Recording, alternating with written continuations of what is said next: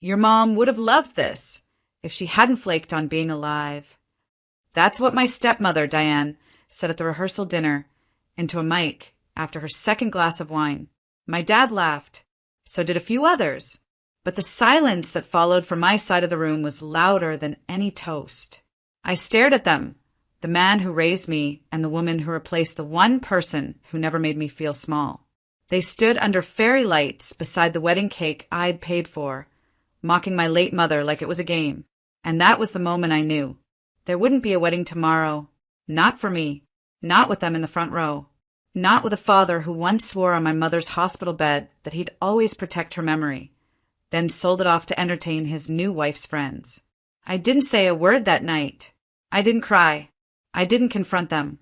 I excused myself before dessert, went back to my hotel room, took off the engagement ring, and opened my laptop.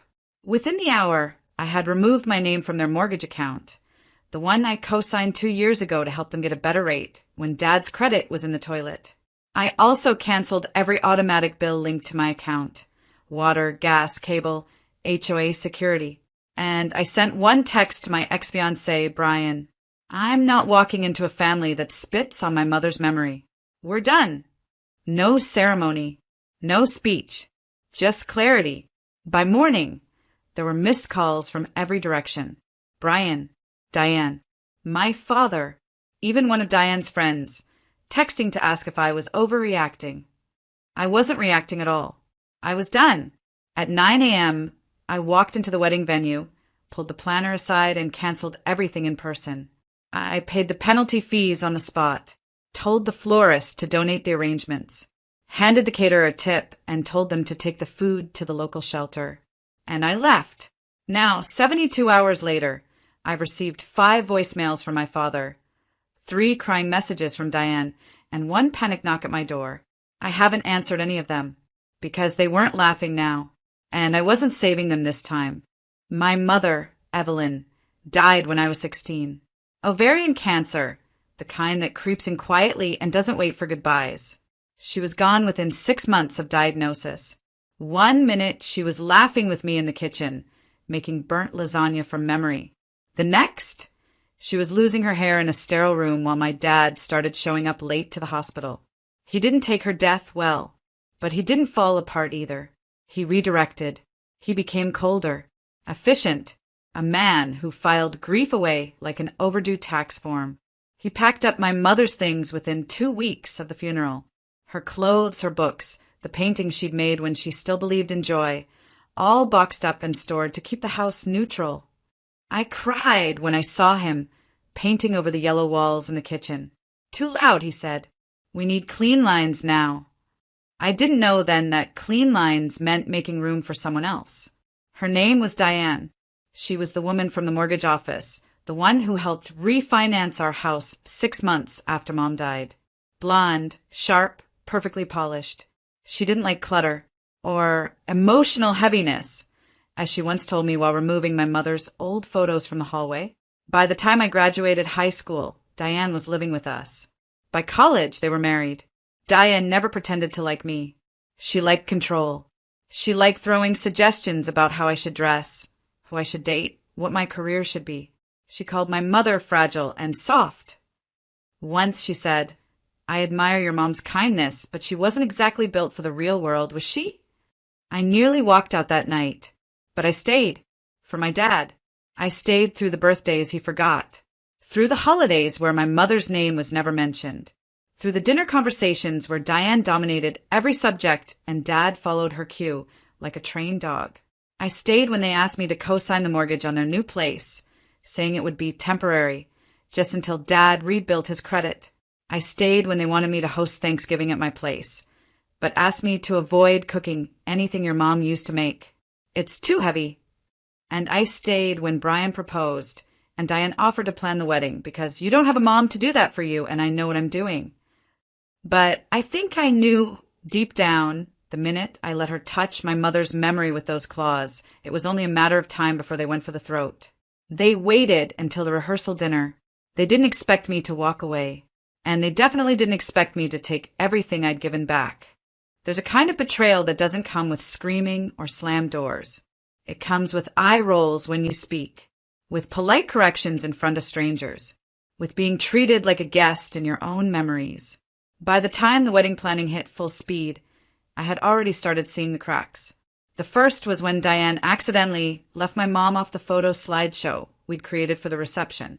I had uploaded childhood photos, beach days, birthday parties, the last Mother's Day we spent together. The final edit came back with Diane's spa weekends and group shots of her extended family, but not one photo of Evelyn. When I asked about it, she waved her hand. The vibe needed to be more celebratory. Your mother's pictures felt a bit dated. Like Evelyn was a trend that had gone out of style. Dad didn't say anything, just rubbed his temple and said, "Let's not make this a big deal." It was always me making it a big deal. Like when I told Diane I wanted to wear my mother's earrings, delicate sapphire stud she wore her own wedding, and she replied, "Oh, those tiny things." I was going to surprise you with something elegant from my collection. Like when she insisted on choosing the florist because, frankly, your taste is a little muted. Like when my father laughed when she said it. I started having dreams. My mom standing at the edge of the ceremony, silent, watching, distant, fading. I brushed them off, told myself I was being overly sensitive, that families are messy and weddings are stressful. Until one night, 2 weeks before the rehearsal dinner, I overheard a conversation in the kitchen. Diane was on the phone. It's not my fault she still worships a woman who died over a decade ago. Honestly, Evelyn was weak. Sweet, sure, but useless. I'm the one cleaning up the mess she left behind. And then laughter. My father's. Not a loud one, but the soft, complicit kind, the kind that says, "This is fine." I stood outside the doorway for a full minute. Didn't speak. Didn't cry. Just listened. And something in me shifted. Not all at once, but enough. Enough to start asking myself why I was walking into a marriage with people who couldn't even pretend to respect the woman who made me who I am. Enough to realize that love without loyalty is just performance. And I had performed long enough. I didn't walk out of that rehearsal dinner with rage in my chest. I walked out with a checklist. By the time I reached my hotel room, I had already decided I wasn't going to cry or explain or beg someone to see the damage they were doing. I had done that for years. I had played the dutiful daughter, the peacekeeper, the one who understood.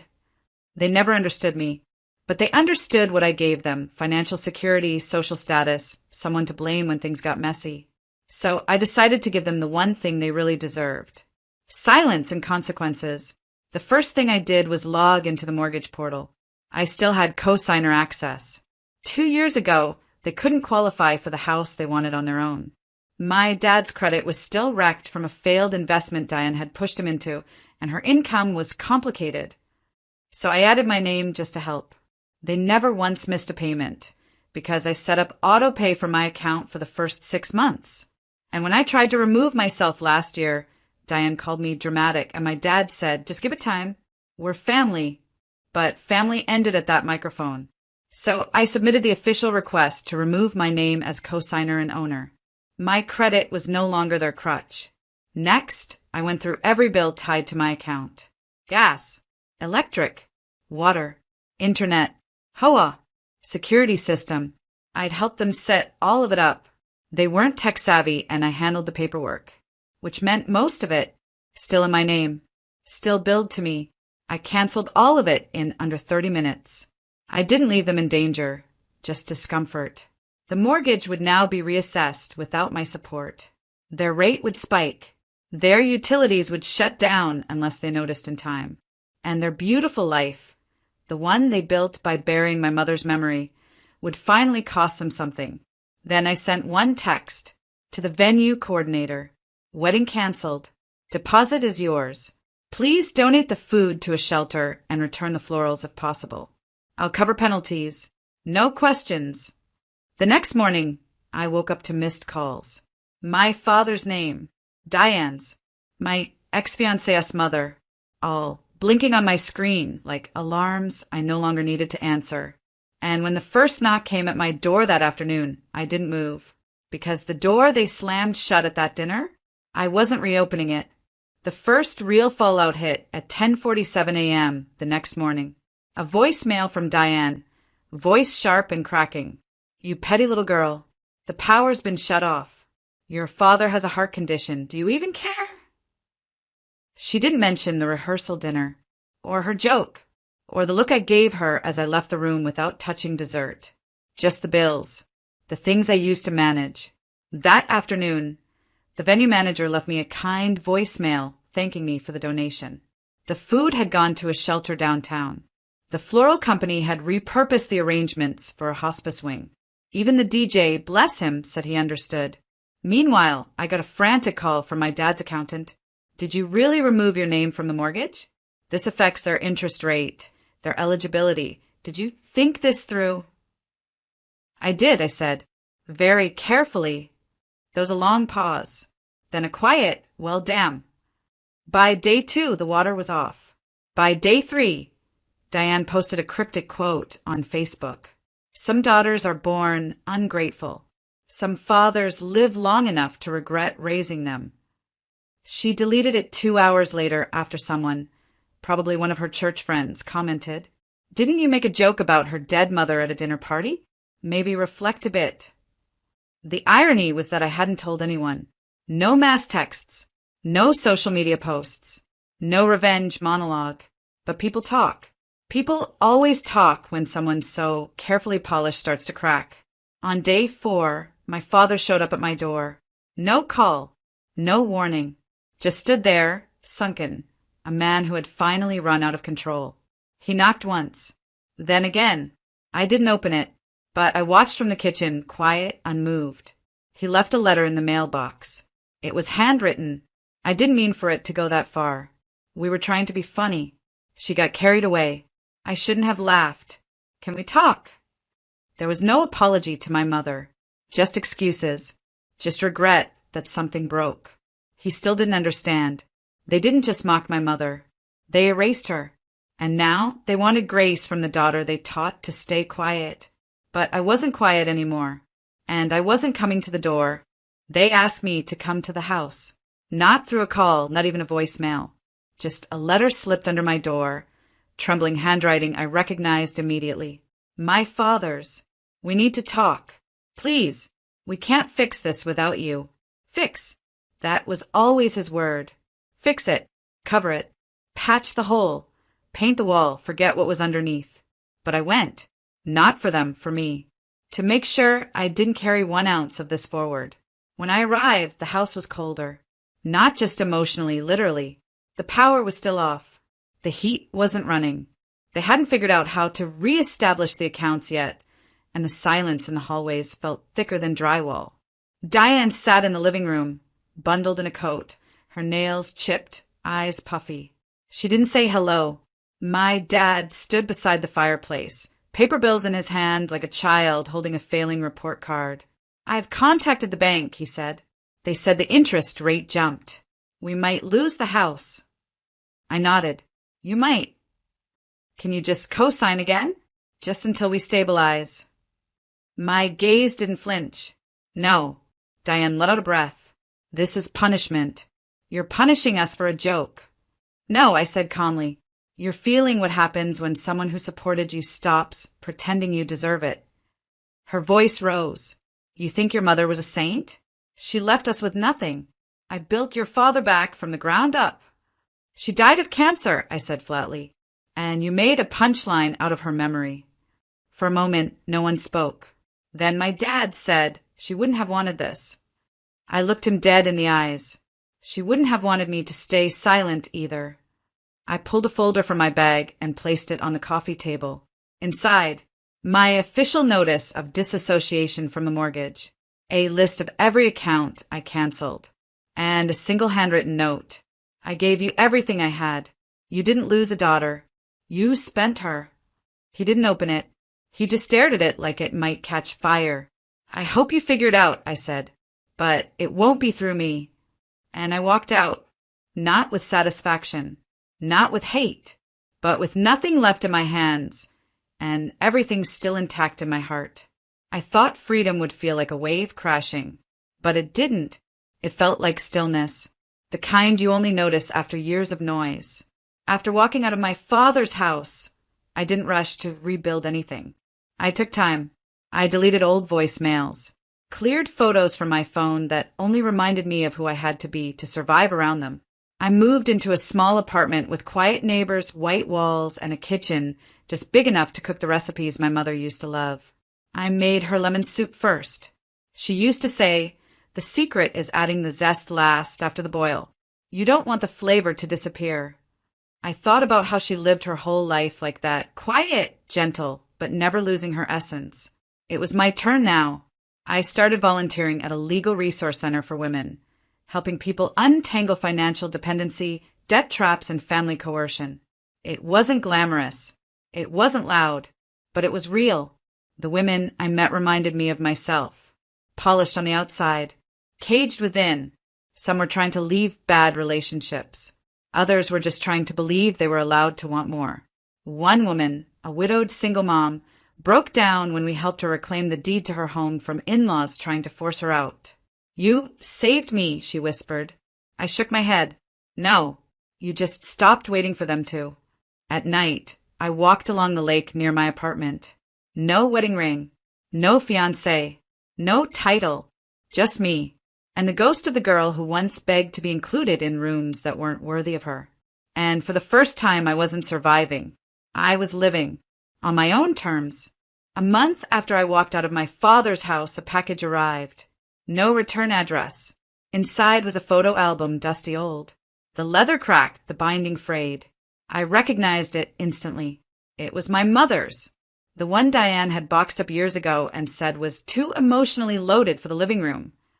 It had pictures of my mom holding me as a baby, her laughing in the garden, her, and my dad slow dancing barefoot in the kitchen.